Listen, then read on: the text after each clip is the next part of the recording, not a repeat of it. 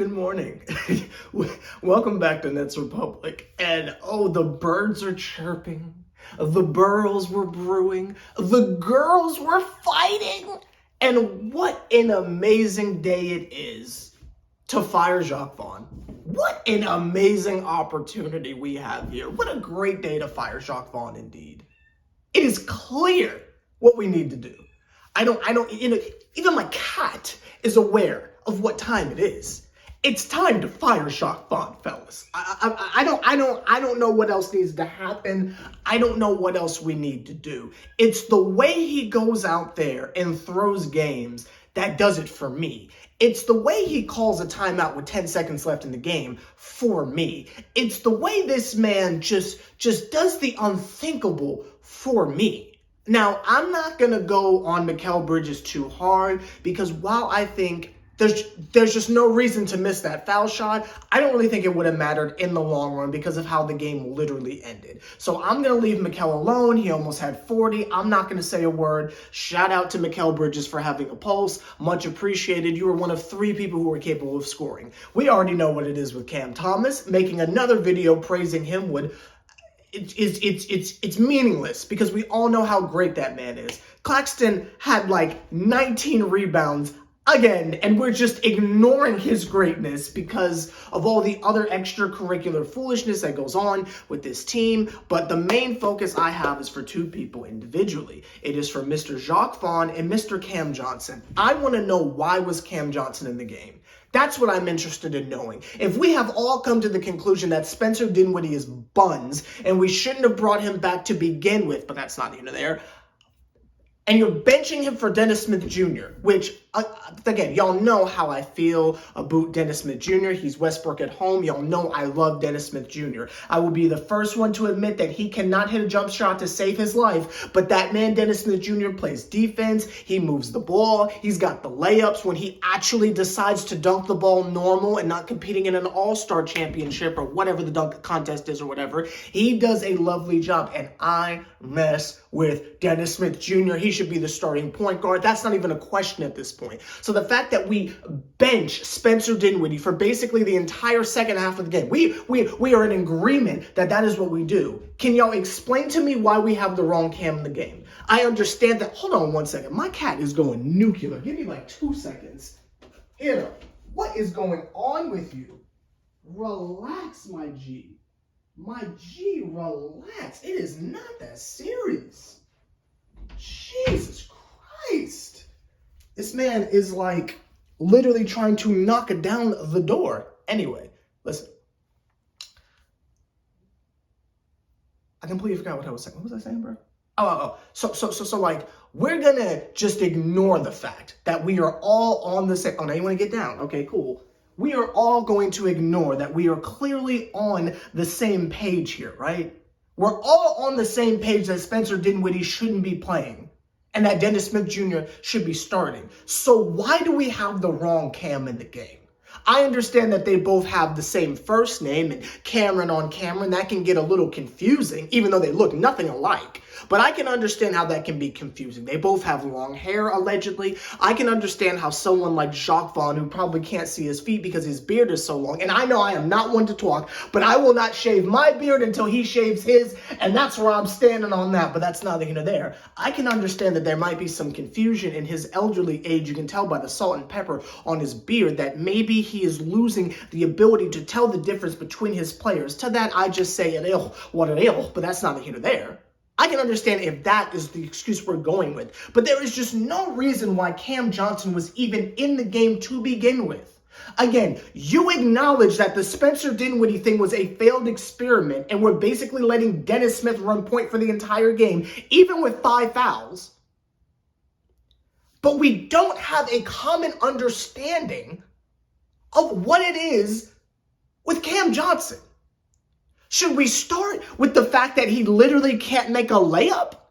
I forgot who drove in. It might have been Claxton or Mikal. I can't remember. But somebody goes into the paint, gets blocked because the Knicks have about 45 Defensive Player of the Year candidates, and 3 of them are hurt, but they're still just smothering us every time we go into the paint, right? It's not fair. There's nothing we can do about the shenanigans, right? So somebody gets blocked. Cam Johnson is right there, catches the ball, tries to he's practically wide open because of the quadruple box out on the other nets. The quadruple box out on the other nets has left Cam Johnson open under the rim. Now, we're not talking about the YMCA. We're not talking about the G League. We're not talking about your local high school and a town of 500. I am no. I'm going to take it further. We're not talking church league. We're not talking upward. I'm talking about this is legitimate professional basketball. These are allegedly, the best players in the world. Allegedly. And you were telling me Cam Johnson can't make a layup? And this is not the first time he's come up short like this. He's almost as tall as Kevin Durant, and you can't make an open layup to seal the game, and not even seal the game, but just keep us in the running. It's pathetic. But if that's not bad enough, him coming up short, trying to gimmick infringe on his best friend Mikal Bridges as the magical disappearing man. It is the last possession of the game. I believe the last possession. I'm trying to remember how this went. One of the last possessions. Basically, our last chance at doing anything in the game, if you will. Okay? It's our last opportunity to do anything of merit whatsoever. This man, Mikal Bridges, comes in, handling his business, coming down the court. I don't know if it was I think it was either OG or Precious Achua or something like that, goes for the steal, right? Mikal crosses over. Buddy flies in this direction. Mikal is wide open for three. Now, obviously, if he misses, I'm lighting him up. But again, the point total, how can I possibly be mad? Because out of all of them on the court, I'll take him shooting it again.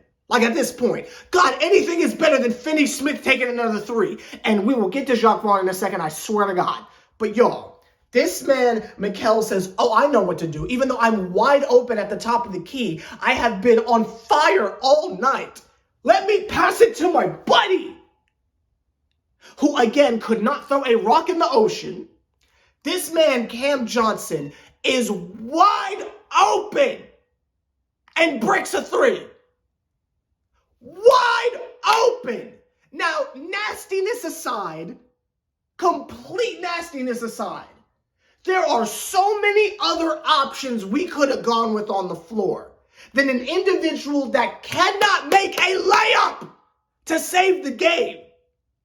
In the final possessions of the game, the Knicks did not have a center on the floor. They had Julius Randle and Brunson switching back and forth on Claxton. And we didn't think for 1 second take advantage of the mismatch. And I'm not saying where we're sitting there hunting for it, where there's no game plan. I'm talking about they don't have a center on the floor. And we literally have Claxton, who has 19 rebounds. But no. We want to swing it to Cam Johnson, who is definitely showing he's worth all the money we're giving him.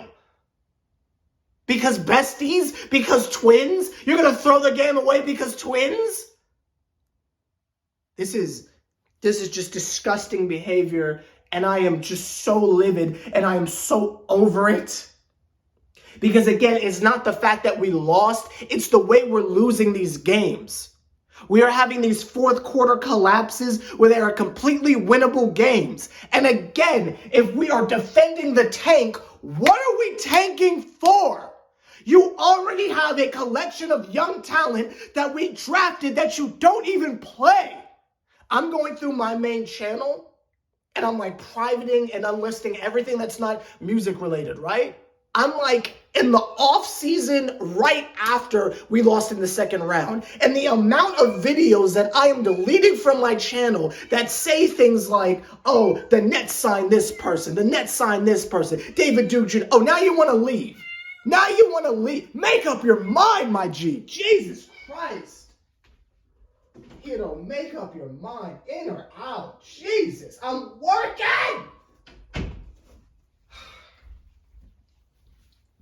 Having pets is like having children, I swear to God. It's like you're either in or you're out. You know, you're either playing outside, like don't leave the like screen door open type stuff. Like, you feel me? Like, I understand like what my grandma was telling me back in the day. You're either in or you're out of the house, because I got stuff to do, but that's not either there. What was I saying before then?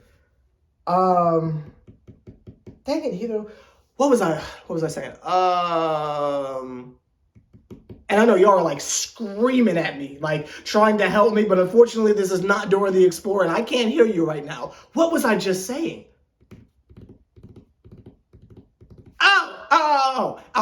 Going through these videos and just seeing all the young talent we drafted, from your David Duke Juniors to just name someone. Just name someone. The amount of people we let go. Do you remember that we drafted Kessler Edwards? I completely forgot he existed.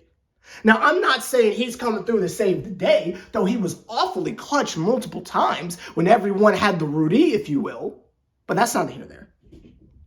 I'm just trying to understand and put the pieces together as to what the game plan is here. Because we're not tanking for anything, because you're not going to play the players you draft. So let's start there. That's number one. That's number one. Number two, we have winnable games that you should be putting your young stars out there to get experience in. Cam Thomas is not going to learn how to close a game if you don't give him the ball in crunch time and let him go to work. And drawing a play would be great, don't get me wrong. Drawing a play would be wonderful. But if we're not going to do that and the game plan is just have fun, then by all means, let him miss buzzer beaters until he figures out how to be clutch. Again, we are going to save the Cam Thomas commentary for another day, because y'all already know I think that man is literally like the second coming of Kobe, and we are really not having a conversation about it enough. I apologize to the Kobe Bryant stands who might feel like that is disrespectful, but I mean, how can you look at him and not see it? But that's not here or there. Let's move on to another point. Mr. Jacque Vaughn. Now, we talked about this in the playoffs last year in Game 4 when we got swept. There was no Joel Embiid. It was just Harden out there with his gang of married men. There was no Joel Embiid. And instead of driving to the paint and taking advantage of the fact that for once we had a size advantage, Jacque Vaughn's great idea is let's shoot as many threes as humanly possible and see what happens. I need y'all to understand that the game plan has not changed in the slightest. Dorian Finney-Smith was 2 of 75, and they kept kicking the ball out to him. He kept on his John Legend Andre 3000. Give me the green light. Give me just one night. I'm ready to go right now. I'm ready to go right now. It's nasty.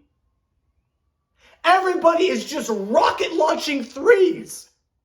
It's like we want to be the Rockets, like D'Antoni Rockets, so bad, but we don't have the personnel. If you want it to be, I don't even know if this is 3 or D anymore. I don't even know what this is. But if you want to be a three-point shooting team, why would you trade away every three-point shooter we had? You got rid of Joe Harris, who I'm not going to defend. I know he's trash. You got rid of Joe Harris. You didn't keep Seth Curry. You got rid of Patty Mills. Why would you get rid of every three-point specialist we have on the roster and not replace them with anyone of any real merit and expect to run the same type of offense? You don't have the personnel. You don't have the facilities.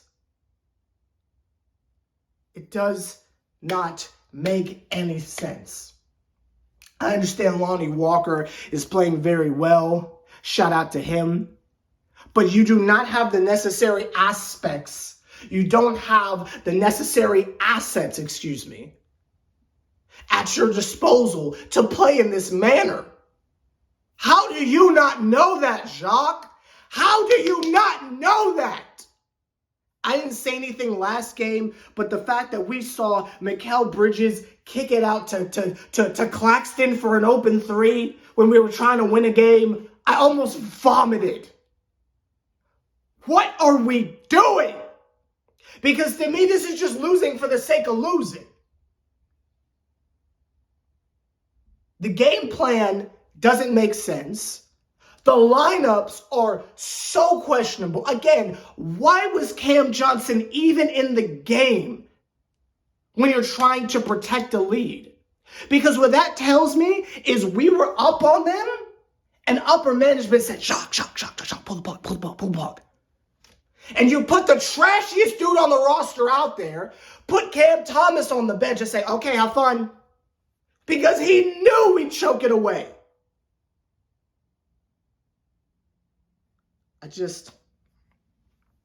It blows my mind. Because again, it's not even about the record. It's not the wins and losses. I have said since day one in the preseason, I expect nothing from this team. We had a wonderful time being championship contenders. It was a good 4-year run. That's someone's entire high school career. I had a good time. It's okay to be trash. It's our turn to be garbage. You know, that's just how the NBA works. Sometimes you're the good team, sometimes you're the trash team, and it is our turn to be the trash team, and that is fine. I don't care. It's okay. I had a great time. I'll never forget the memories. Good times. But let us have fun while being trash at least. Can we at least have fun? Can we just see what Cam Thomas and Claxton can do together? Can we just see what happens when Spencer Dinwiddie just doesn't play at all? Like, let's just see what happens. And if they start to collect some wins and win some games, what would be the harm of player development?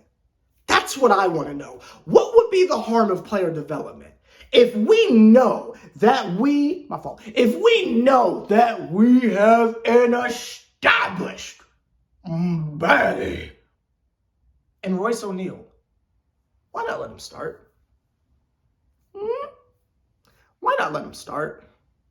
I don't get it. I don't get what we're doing. I don't understand it. It feels like we're tanking for the sake of tanking with no end goal. Because again, I'll say for the 9 millionth time, if we are tanking for a draft pick, we're not going to play who we draft, so who cares? You're not going to find anyone in the draft who's better than Claxton or Cam Thomas. So what are we doing here?